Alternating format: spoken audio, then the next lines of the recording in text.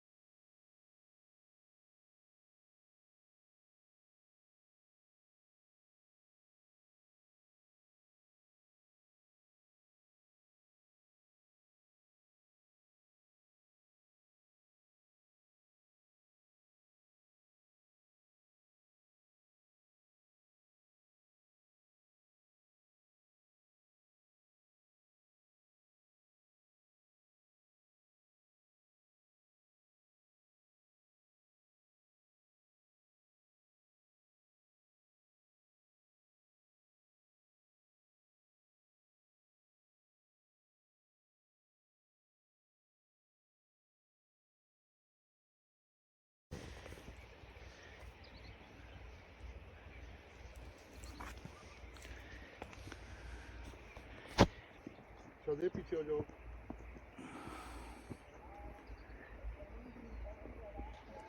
करोली को कोठी हो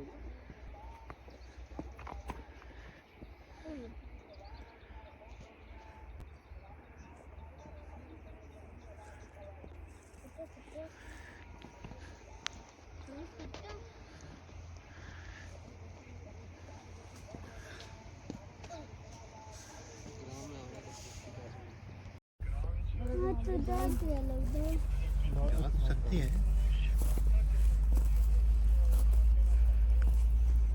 और शहर नहीं होते वो व्यू देखा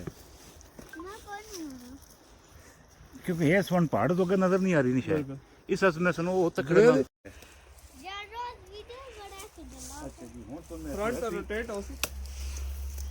में थोड़ा क्या करना ना नहीं मेंशन करना चाहिए। अच्छा जी हुन हो गए तो नदी तो भाई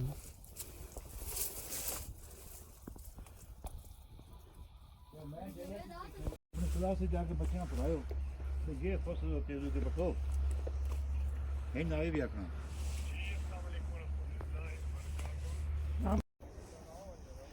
ऐसा में पहाड़ है अगर तुसी हो यार मतलब पता नहीं की है तीर्थ वहां पूजा करनी कहां तो चलो बैठा ने जी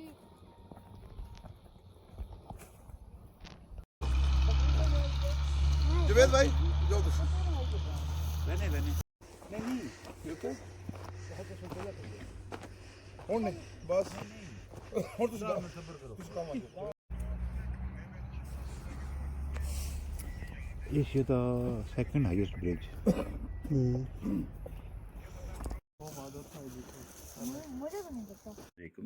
वीडियो देखने का शुक्रिया।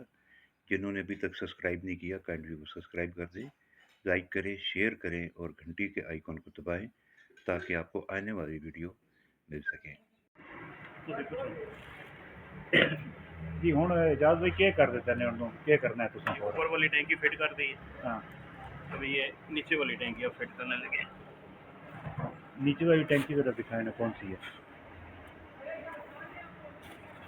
ये नई टैंकी लगाने लगे।